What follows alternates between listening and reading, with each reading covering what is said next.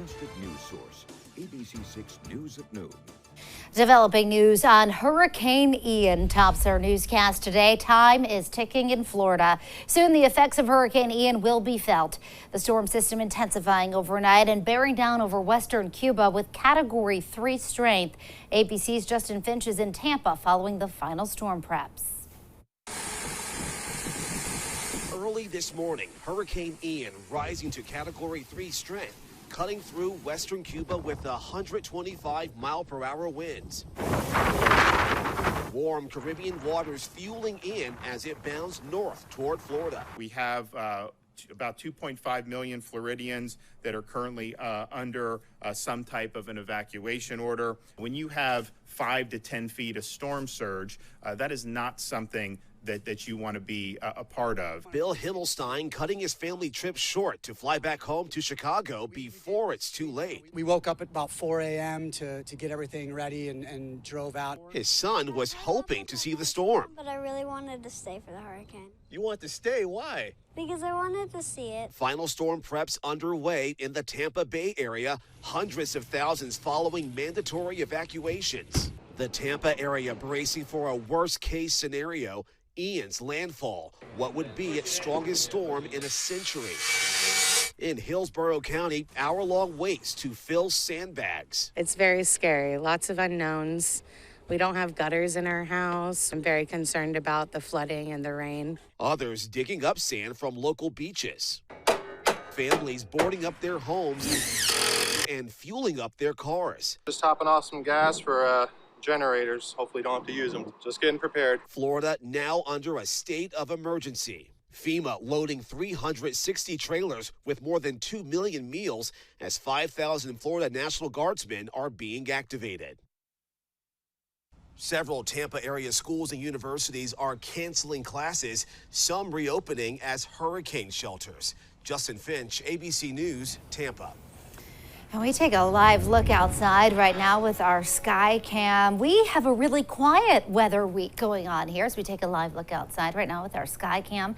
Lots of sun in the sky. You promised us a brightening day out there, Chelsea. Yeah, that's what's happening right now. We did get an 11 a.m. update from the National Hurricane Center, though, on Hurricane Ian. The eye of the storm now moving to the north of that western tip of Cuba, where landfall happened early this morning. And now, as the storm is going back over open water, it's expected to intensify in the coming hours. We're looking at winds currently sustained at 115 miles per hour. But again, that's because it did briefly move over land, parts of Cuba, this morning. And again, expected to become a Category 4 before making that track towards the western coast of Florida in the next 24 to 48 hours. I'm going to have the updated track for you and my full forecast in just a few minutes. First, let's talk about our weather here in southern New England. You can see while there is all of that rain already impacting parts of southern Florida, as we move up to southern New England, the clouds that we had passing through this morning are pushing offshore.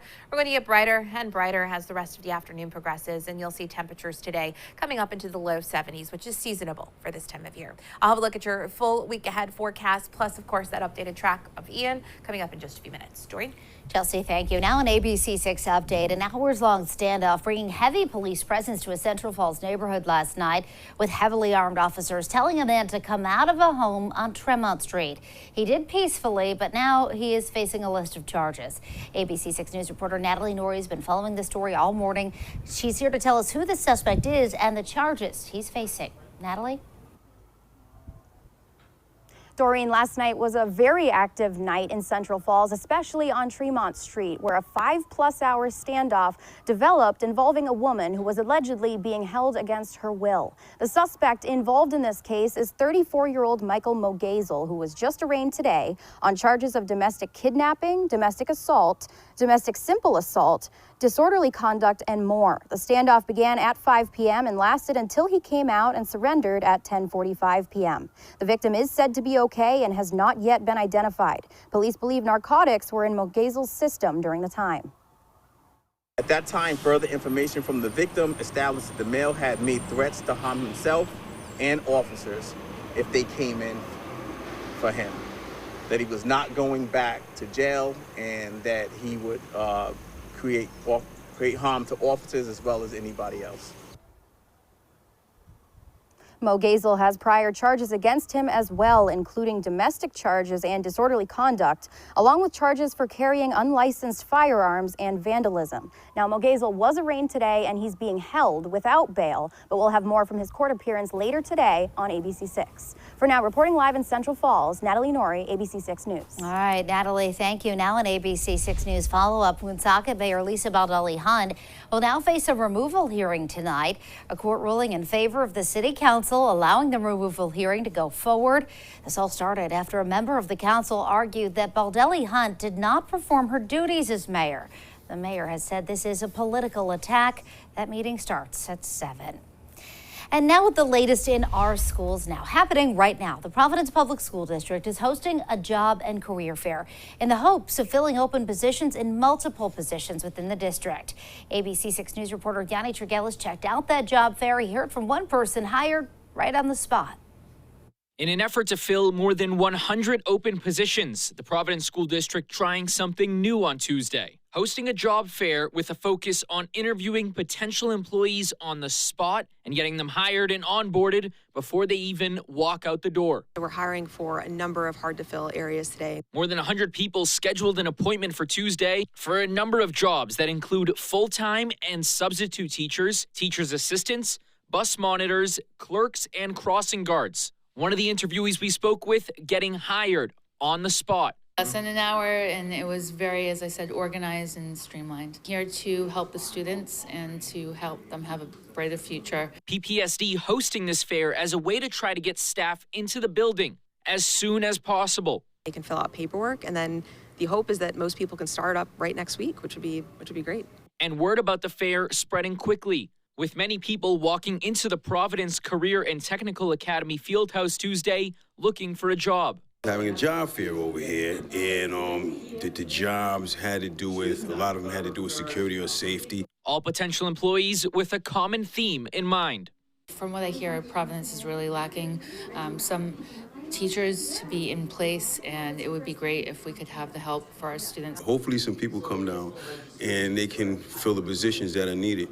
And this career fair will continue going on until 3:30 this afternoon here at the PCTA Fieldhouse. And also to add for any interested parties coming out, any full-time clerk and teacher assistant hires today will receive a $2,500 bonus. Reporting in Providence, Yanni Trigelis, ABC6 News. Yanni, thank you. Now in the fight against coronavirus, a heads up from the city of Taunton. The COVID-19 vaccine clinic at Northwoods Medical Center will be closing after today. There are appointment slots available for anyone looking to get a shot before the clinic closes.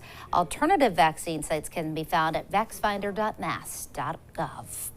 And still to come here on the news at noon, how many Americans say their salaries aren't keeping pace with rising costs amid inflation concerns, and how that's changed since earlier this year. And in your health, how chronic sleep deprivation is impacting some people, according to a new study.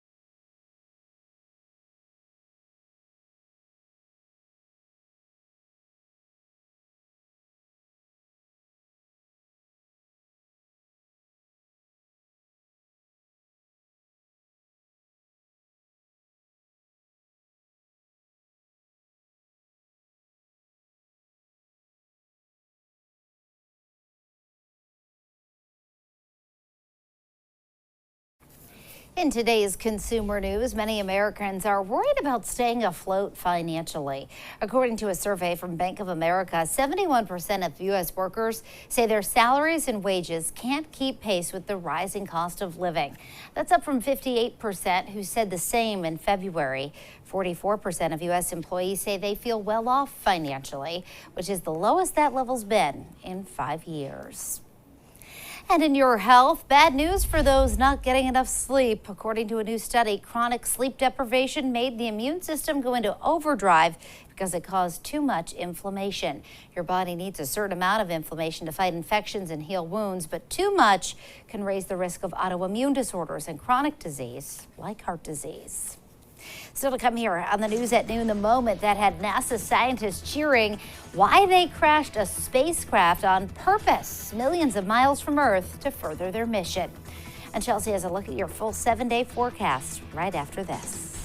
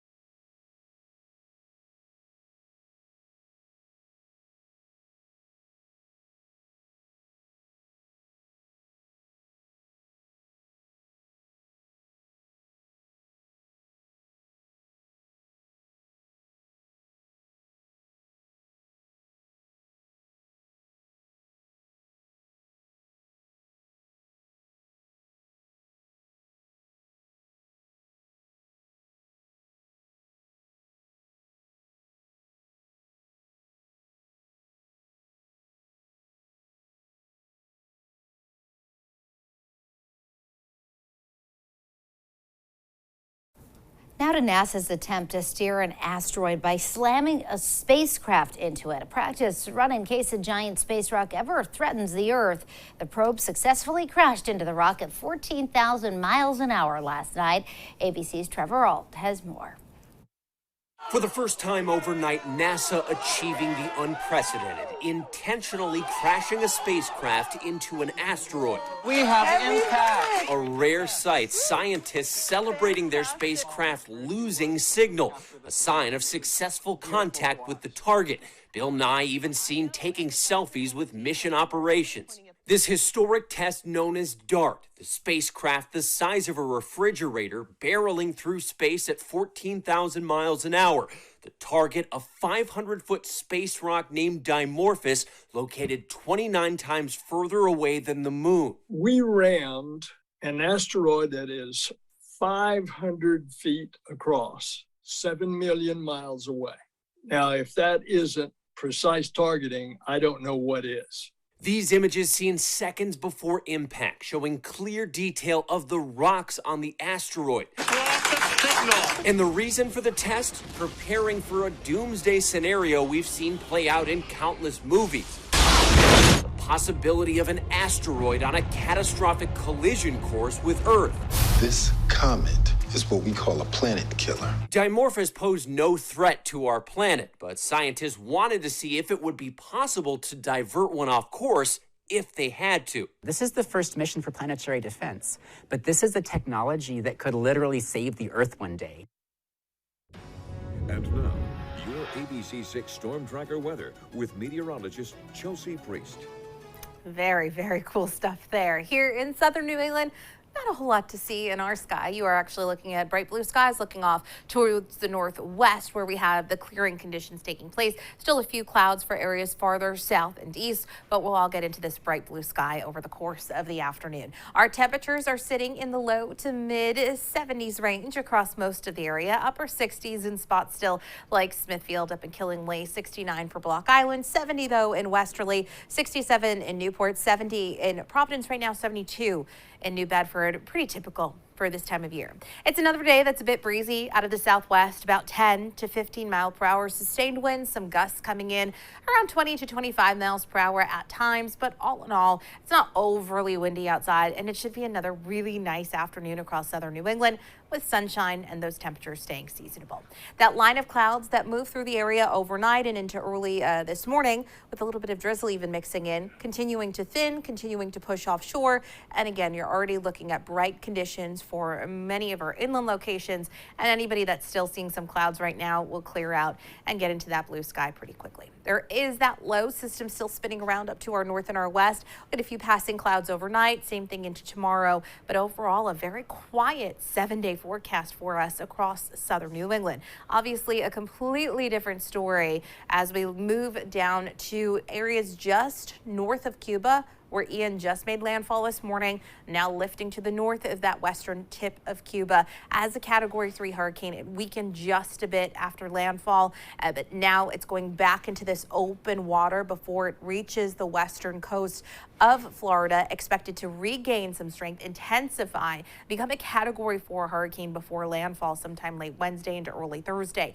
Winds sustained right now at 115 miles per hour, and the storm is moving towards the north at 10 miles per hour, so it's slowed just a bit from this morning. Again, intensifying to a Category 4 hurricane over the course of today, coming close to that southwestern portion of Florida. You can see the cone of uncertainty getting smaller and smaller right now. It looks like landfall may be in the Tampa area, just south of Tampa actually, into the Sarasota location. As soon as that does make landfall, the storm weakens and gradually lifts towards the north, but still bringing soaking rain to much of Florida and up into Georgia and South Carolina. And we may even get some rain here in southern New England, but it would just be the remnants, what's left over. There are already hurricane warnings in place for Tampa, for Sarasota, tropical storm warnings for most of Florida, and also tornado watches in place, along with a slew of other watches and warnings. A very dangerous situation developing for Florida.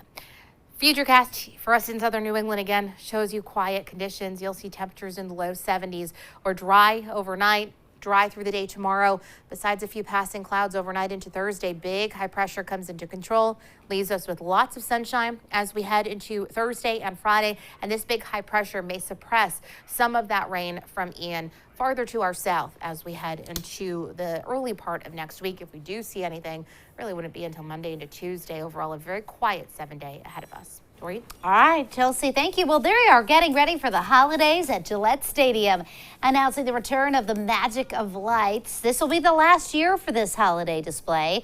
The drive-through experience featuring nearly 1 million lights running from November 18th through December 31st. The tickets go on sale this Thursday. And speaking of holiday traditions, grab your favorite Christmas jammies. The Blackstone Valley Polar Express train ride is back again. The magical 3-hour ride from Woonsocket, based on the popular book by Rhode Island author Chris Van Allsburg, features sing-alongs, cookies, and hot chocolate. The trips start November 11th. Still ahead here on the news at noon, Pick of the Litter is coming up. Today, meet Iggy, a 7-month-old pup with just 3 legs. Help him find the perfect home. Coming up next.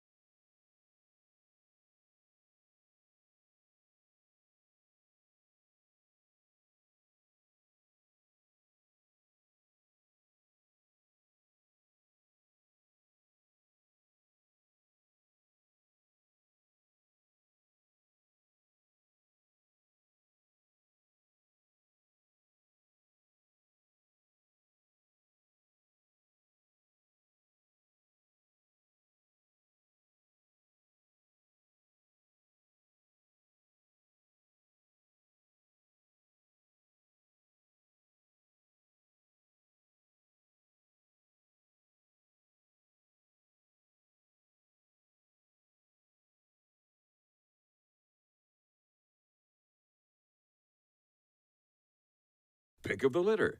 Brought to you by Moriarty's Invisible Fence.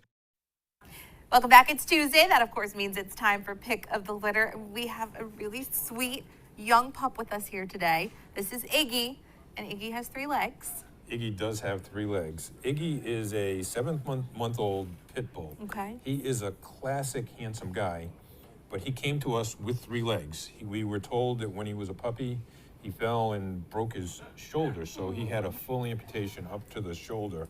So he's only got 1 front leg. He is the friendliest guy. He's good with other dogs. We think he will make a great pet for pretty much any family. He's good with other dogs. Sure. He's a powerful guy, even with 3 legs, but he has not shown any signs of anything other than just a lovable personality in our shelter. He's young. He's only 7 months old. Right. So But super friendly. He is super friendly. I do want to warn whoever might be interested in Iggy that, pit bulls have some ACL problems typically in the hind legs. So if Iggy, because he's a 3-legged dog, experiences issues in the future, it could be an expensive issue or maybe even one that can't be resolved. So I need a special family who's willing to take on Iggy, and ideally a family who lives in a house with no stairs, because he's only got 3 legs. Right, I know, that would be important, especially if you don't want to stress that front leg or the hind legs. That's correct. Even more so because he already is missing the front leg. But I mean, other than those stipulations, I mean, he really is super friendly. It looks like he's smiling the whole time that he's been here, right? I mean, he is, and he's quiet, and he's not reactive with other people. He's just been chilling out at our feet since we got here. He really has. All right, if you are interested in taking on Iggy, you can contact the RSPCA for more information at 401-438-8150 or by visiting the website, rspca.com. Thanks, guys. Thank you. All right, and thank you, guys. And still to come, Chelsea has another look at your afternoon forecast. Stay with us.